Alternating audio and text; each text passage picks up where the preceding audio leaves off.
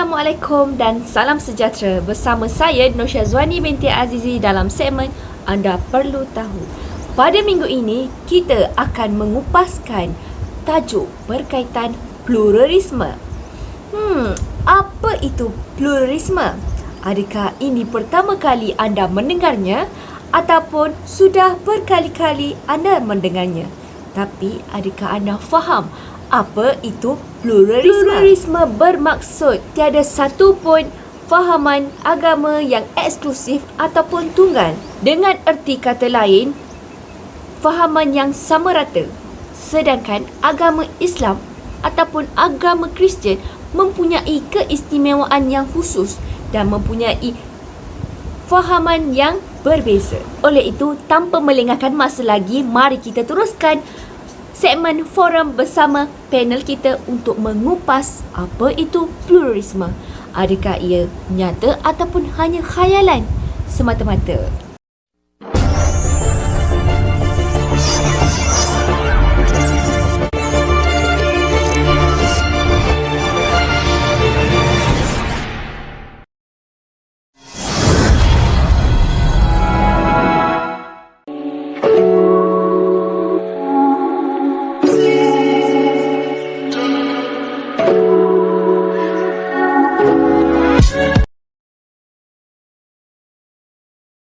Istilah pluralisme agama yang digunakan dalam bahasa Melayu sering menimbulkan kontroversi dalam kelompok pemikir dan ahli politik.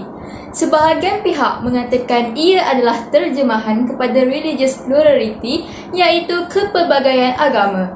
Manakala sebahagian lagi pihak mengatakan ia adalah terjemahan kepada istilah religious pluralism yang membawa kepada kecenderungan kesatuan kebenaran agama.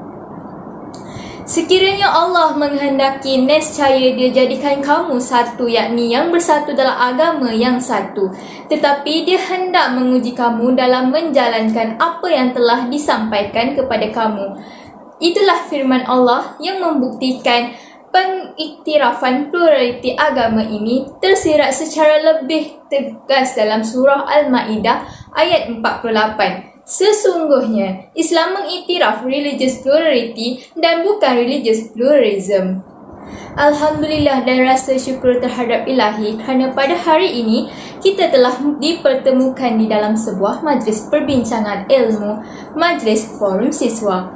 Pada hari ini, Forum Siswa kita akan membincangkan topik yang boleh diperkatakan begitu hangat sekali, iaitu topik berkaitan pluralism di Malaysia.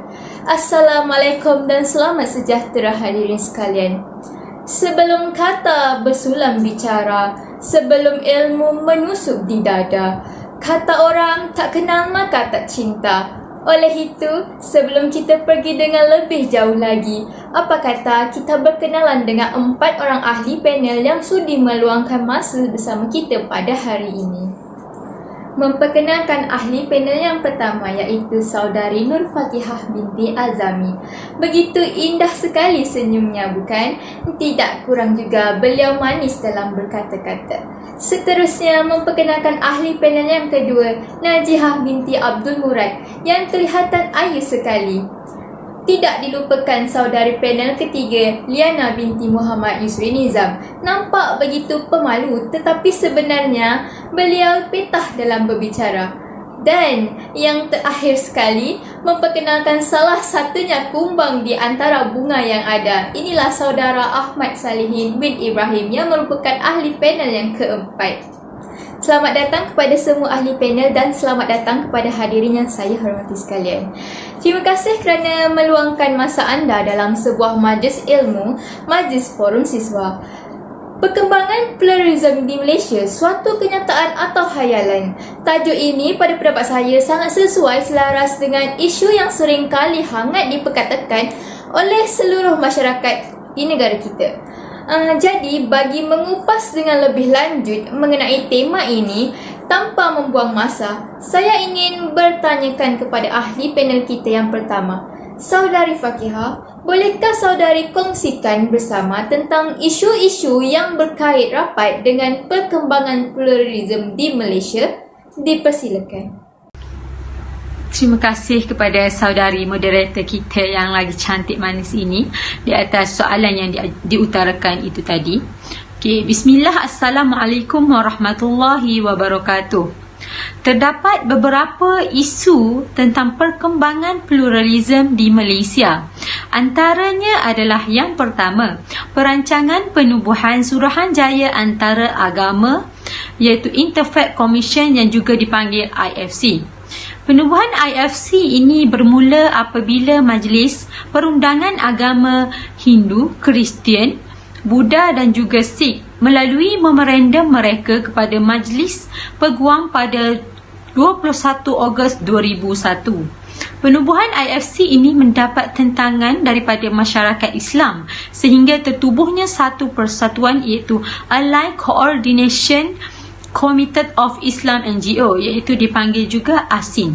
ASIN ni dia melancarkan bantahan besar-besaran terhadap IFC sehingga tuntutan IFC ni mendapat tentangan habis-habisan oleh NGO Islam dan juga ditolak cadangan penubuhan oleh kerajaan. Yang kedua adalah isu kebebasan beragama iaitu religious freedom. Merujuk kepada isu kebebasan agama di Malaysia, terdapat beberapa artikel mengenai penubuhan kumpulan artikel 11, murtad, isu tuntutan Komengo, pertikaian peruntukan perkara 121, kerajaan Langit Ayah Peng dan kes pengikut kerajaan Langit Ayah Peng iaitu Kamariah Ali. Dan juga kesemua isu ini berkait rapat mengenai tuntutan hak kebebasan agama. Komengo ni adalah singkatan daripada Coalition of Malaysian NGOs in the UPR Process ataupun dikenali sebagai Pakatan NGO Malaysia dalam proses UPR. Pada tahun 2013, Komengo telah mengemukakan laporan hak asasi manusia kepada Majlis Hak Asasi Manusia. Terdapat beberapa isu yang dibangkitkan tetapi terdapat beberapa isu yang menjadi kontroversi yang hangat iaitu isu berkaitan dengan pengiktirafan terhadap LGBT, isu perkauman serta cubaan campur tangan dalam urusan mahkamah syariah. Seterusnya adalah isu pengharaman yoga. Isu pengharaman yoga menjadi polemik apabila fatwa dikeluarkan oleh Muzakarah Jawatan Kuasa Fatwa Kebangsaan bagi hal ehwal agama Islam Malaysia kali ke-83. Jawatan Kuasa Fatwa Kebangsaan melarang masyarakat Islam mengamalkan yoga yang mempunyai unsur-unsur agama Hindu seperti amalan fizikal, unsur-unsur keagamaan, mantra dan pemujaan bagi tujuan tertentu seperti mendapat ketenangan, pemujaan bagi penyatuan diri dengan Tuhan atau tujuan-tujuan lain. Oleh itu, amal ini tidak sesuai dan boleh merosakkan akidah seorang Muslim. Disebabkan itu, masyarakat Muslim dilarang untuk mengamalkannya. Itulah antara isu-isu perkembangan pluralisme di Malaysia. Jadi berakhirlah ucapan saya tentang isu-isu yang berkaitan dengan pluralisme ini. Saya menyerahkan majlis ini kepada moderator kita. Terima kasih saudari Fakihah atas penjelasan yang diberikan sebentar tadi. Ringkas dan padat dan mudah difahami. Ini intipati yang saya peroleh daripada ucapan panel yang pertama sebentar tadi. Hadirin sekalian, apa kata seterusnya kita bertanyakan pendapat ahli panel yang seterusnya tentang faktor-faktor yang menyebabkan penyebaran pluralisme agama di negara kita. Jadi, bagi menjawab persoalan ini, saya persilakan saudari Najihah. Dipersilakan. Terima kasih saudari moderator. Terdapat beberapa faktor yang menyebabkan berlakunya penyebaran pluralisme agama di Malaysia. Baiklah, faktor yang pertama ialah penyebaran melalui buku-buku. Terdapat beberapa buah buku yang diterbitkan dan diharamkan untuk dijual dan disebarkan seperti buku Refleksi Pembaharuan Pemikiran Islam 70 Tahun Harun Nasution, Fiqh Perempuan, Fikih Lintas Agama, yakni membangun masyarakat inklusif pluralis, Islam dan pluralisme dan lain-lain. Yang kedua ialah penyebaran melalui majalah. Menurut Muhammad Arifin, penyebaran melalui majalah juga boleh berlaku. Sebagai contoh, Ulil Absar Abdallah dalam majalah Gatra 21 Disember 2002 nyatakan bahawa semua agama adalah sama, semuanya menuju jalan kebenaran. Jadi, Islam bukanlah agama yang paling benar. Manakala dalam majalah Kompas 18 November 2002 di bawah tajuk meninggalkan kembali pemahaman Islam, Ulil Absar menyatakan bahawa dengan tanpa rasa segan dan malu, saya mengatakan bahawa semua agama adalah tepat berada pada jalan seperti itu. Jalan panjang menuju yang maha benar. Semua agama dengan demikian adalah benar dengan variasi, tingkat dan kadar kedalaman yang berbeza-beza dalam menghayati jalan keagamaan itu. Semua agama ada dalam satu keluarga besar yang sama, iaitu keluarga pencipta alam menuju kebenaran yang tak pernah ada hujungnya. Oleh itu, dapat kita lihat bahawa penyebaran melalui buku-buku dan juga majalah merupakan antara faktor yang terbesar yang menyebabkan berlakunya pluralisme agama di Malaysia. Terima kasih kepada saudari Najihah di atas pencerahan yang bagi saya cukup jelas berkenaan dengan faktor tersebarnya agama pluralisme. Pada pendapat saya, tidak akan tersebar agama pluralisme ini jika tidak ada golongan yang terlibat dalam pluralisme ini.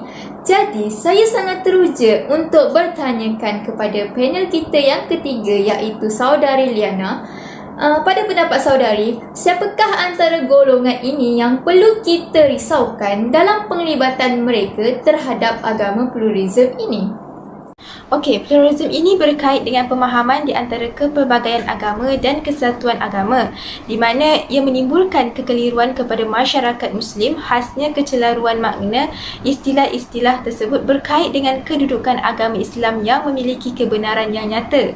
Okey, oleh demikian, secara umumnya ada golongan-golongan dari Malaysia yang beragama Islam perlu dirisaukan kerana ia akan membawa pemahaman yang bertentangan kepada masyarakat Islam yang lain. Okey, terima kasih kepada ahli panel kita yang ketiga, iaitu saudari Liana, atas jawapan yang telah diberikan sebentar tadi.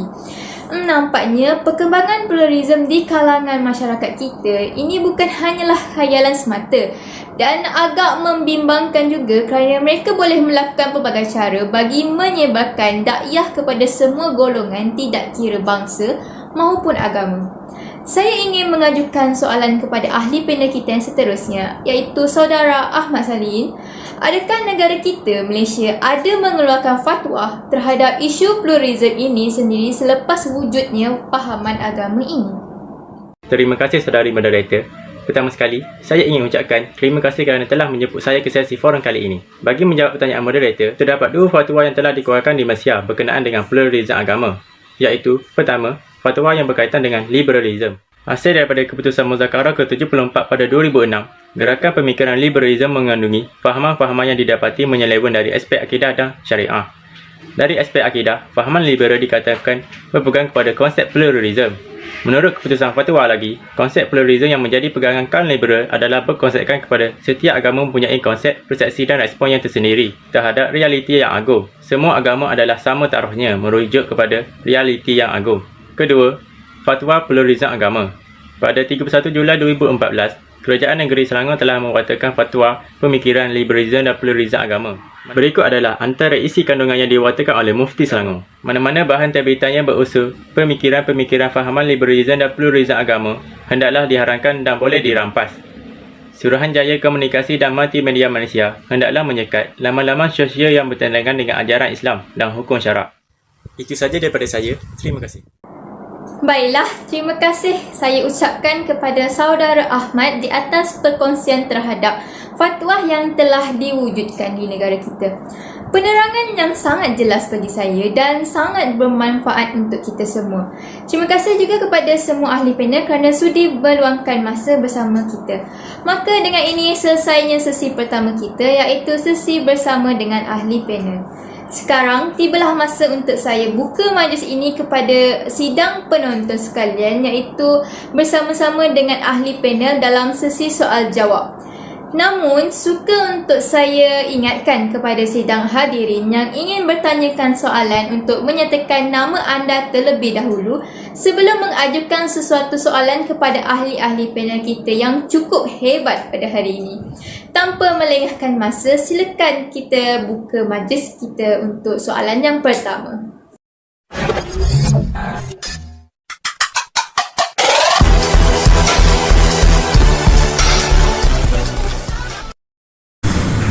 Assalamualaikum warahmatullahi wabarakatuh. Saya Nur Syazwana binti Safin. Saya ingin kemukakan soalan ini kepada saudari Fakihah. Disebabkan oleh isu pluralism yang dikatakan oleh saudari sebentar tadi, isu pluralism ini telah memberikan kesan yang besar dalam pembentukan Malaysia. Terdapat 3 elemen iaitu agama Islam, Raja Melayu dan budaya Melayu.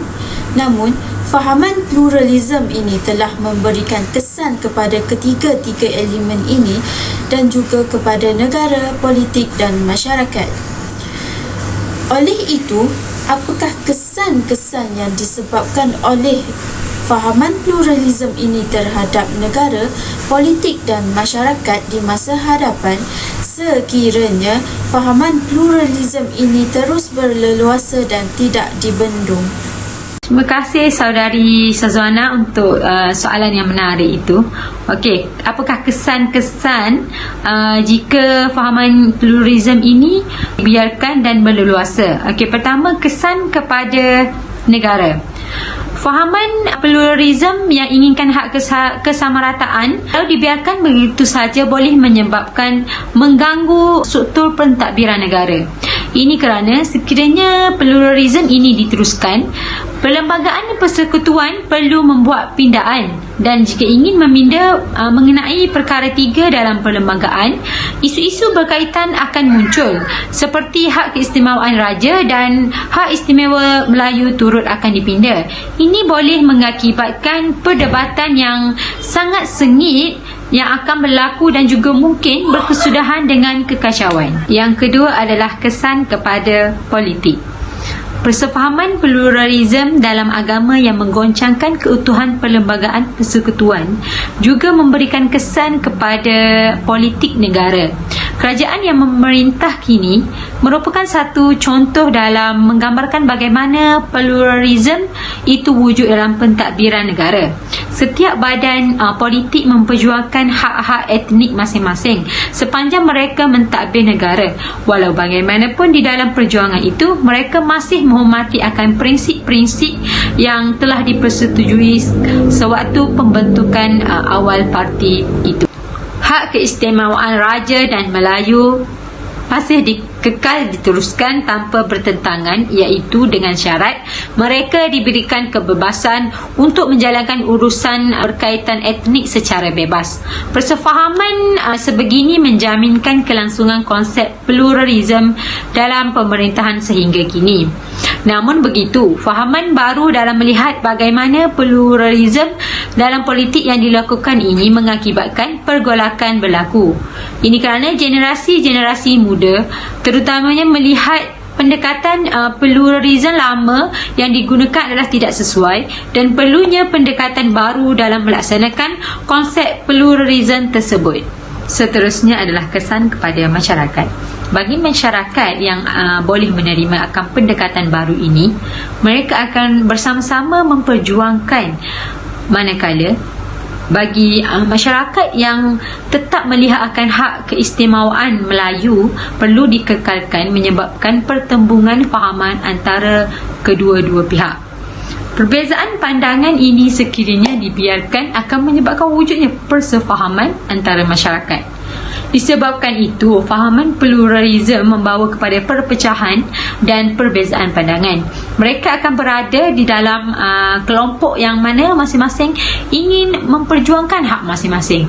Kepincangan ini akan menyebabkan berlakunya konflik di antara masyarakat. Assalamualaikum, nama saya Nur Syairah binti Nur Azam, nombor matrik BACL 19056217. Saya ingin bertanya, menurut Latifah Majid et al. Pada tahun 2012, faktor-faktor tersebarnya fahaman inklusifisme iaitu pluralisme agama di Malaysia adalah salah satunya melalui penyebaran medium filem. Bolehkah saudari jelaskan dengan ringkas tentang faktor ini? Terima kasih. Terima kasih saudari Syahirah di atas soalan yang diajukan. Ya benar, medium filem juga merupakan salah satu faktor berlakunya penyebaran pluralisme agama. Hal ini dapat dilihat dalam dua buah filem arahan Yasmin Ahmad iaitu Sepet dan Gubra. Dalam filem Sepet, unsur pluralisme agama yang timbul ialah wujudnya babak penciptaan dui agama. Manakala dalam filem Gubra, wujudnya babak akhir yang mana wujudnya kisah munajat doa seorang bekas pelacur berganti dengan telekung, ditulis lepas itu watak sembahyang di gereja dan kemudiannya upacara sembahyang di tokong. Perkara ini juga turut dipersetujui oleh Faisal Tehrani yang mengatakan bahawa babak akhir ini ialah agenda interfaith ala John Hick yang mana mesej halusnya ialah untuk menunjukkan bahawa semua agama menawarkan kebenaran, keselamatan, kesejahteraan dan kasih sayang. Beberapa buah buku terbitan beberapa orang tokoh liberal Indonesia boleh diperolehi di Malaysia. Antaranya ialah penulisan Nur Khalish Madjid, Budi Munawar Rehman, Azmu Yardi Azra dan beberapa tokoh lain lagi. Dunia tanpa sepadan melalui internet juga memudahkan gerakan ini meluaskan pengaruh mereka melalui sosial media, laman sesawang dan juga email. Assalamualaikum, saya Nur Akila binti Hanafi, pelajar dari Uniza, ingin menanyakan satu soalan kepada pihak panel. Seperti yang telah diperkatakan, terdapat beberapa golongan yang memperjuangkan fahaman pluralisme di Malaysia. Golongan-golongan inilah antara pencetus utama kepada gerakan pluralisme yang membawa pengaruh kepada masyarakat kita pada hari ini. Pada pendapat Cik, bagaimana kita dapat mencegah penyebaran melalui gerakan ini daripada berterusan di negara kita? Okey, terima kasih saudari atas soalan tersebut. Okey, jadi bagi mencegah penyebaran melalui gerakan ini daripada berterusan di negara kita adalah peranan pihak kerajaan serta masyarakat Islam di Malaysia seharusnya mengawasi pergerakan kumpulan atau aliran-aliran yang mempromosikan ajaran atau matlamat yang bertentangan dengan agama Islam sepanjang masa. Bukan ketika isu atau perkara tersebut menjadi hangat dalam topik-topik berita atau perbualan sahaja. Assalamualaikum, saya Siti Fatihah binti Muhammad Noor, pelajar dari Universiti Sultan Zainal Abidin. Saya ingin menanyakan satu soalan kepada panel jemputan forum hari ini. Seperti yang kita tahu, di negara kita, Malaysia ini semakin ramai orang yang beragama Islam terjebak dengan pluralisme agama.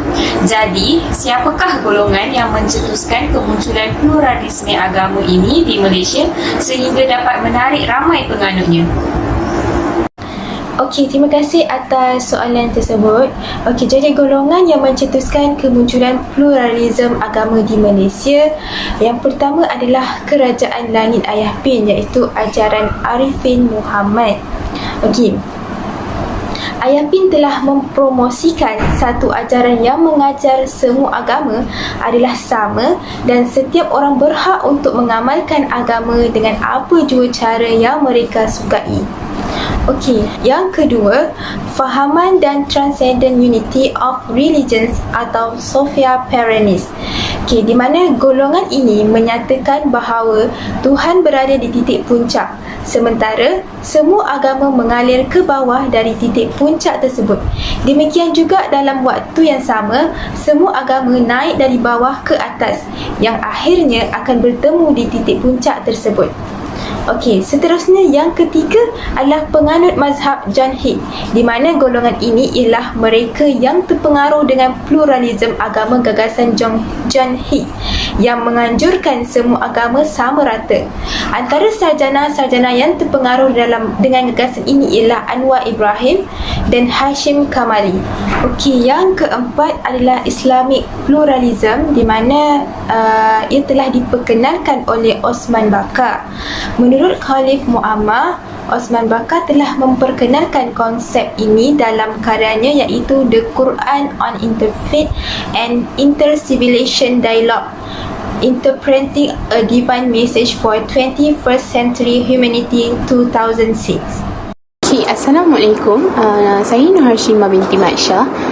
Saya ingin bertanyakan soalan kepada Encik Ahmad Salihin, iaitu pluralisme merupakan satu istilah yang merujuk kepada fahaman yang menyamakan semua agama dengan dakwaan asasnya, iaitu kebenaran adil dalam semua agama. Pada pandangan Encik, apakah nasihat yang boleh diberikan kepada masyarakat agar tidak terpengaruh dengan fahaman pluralisme agama ini? Sekian, terima kasih. Terima kasih saudari atas soalan yang ditujukan. Terdapat 5 perkara yang menjadi prinsip akidah seseorang Muslim yang mesti dihayati. Hanya dengan berpegang teguh kepada 5 prinsip ini, barulah kita dapat mengekalkan jati diri Islam walaupun hidup dalam kalangan masyarakat bukan Muslim. Pertamanya, berkeyakinan teguh hanya Islam agama yang hak, di mana dalam firman Allah Mahfunya, sesungguhnya agama di sisi Allah hanyalah Islam. Surah Al-Imran ayat ke-19. Selain itu, firmannya lagi bermaksud, dan sesiapa yang mencari agama lain selain Islam, maka tidak akan diterima daripadanya. Dan di akhirat kelak, dia daripada kalangan orang yang rugi. Surah Al-Imran ayat ke-85. Kedua, semua penganut bukan Islam ialah kafir. Kafir bermaksud kontra iman, iaitu kafir ialah istilah yang diberikan Al-Quran bagi membezakan seseorang Muslim dengan bukan Muslim.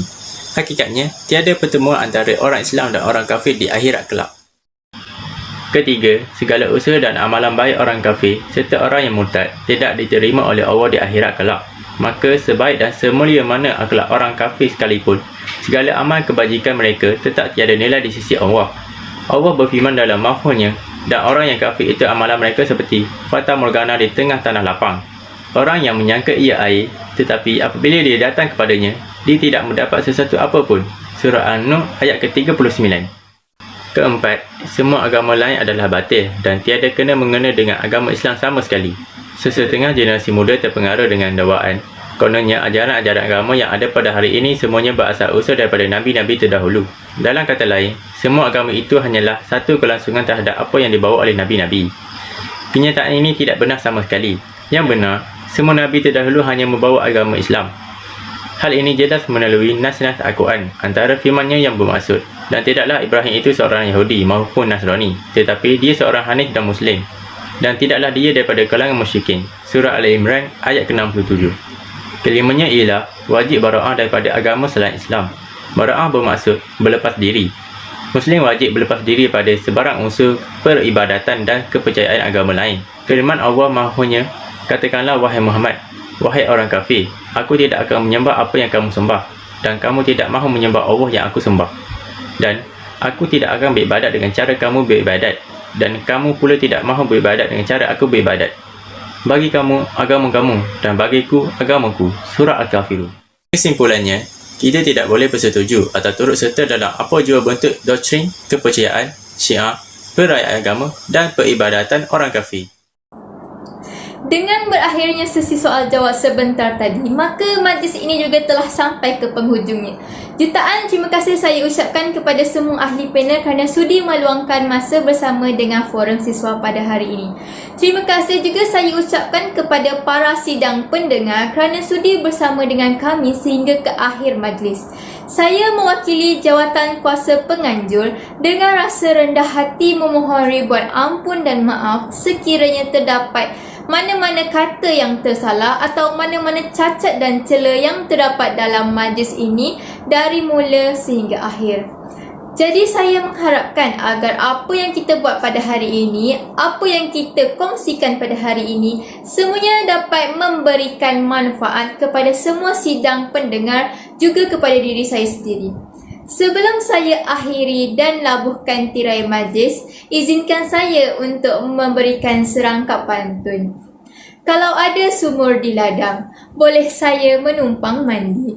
Kalau ada umur yang panjang, semoga kita bersua kembali. Sekian, terima kasih. Alhamdulillah sudah sampai ke penghujung rancangan pada minggu ini. Apakah yang anda dapat dalam segmen pada minggu ini? Adakah pluralisme itu khayalan ataupun nyata? Adakah ianya benar-benar berlaku di Malaysia? Jadi, apa yang anda dapat? Jika anda dapat sesuatu, kongsikan kepada mereka yang tidak tahu. Terima kasih. Bye. Assalamualaikum.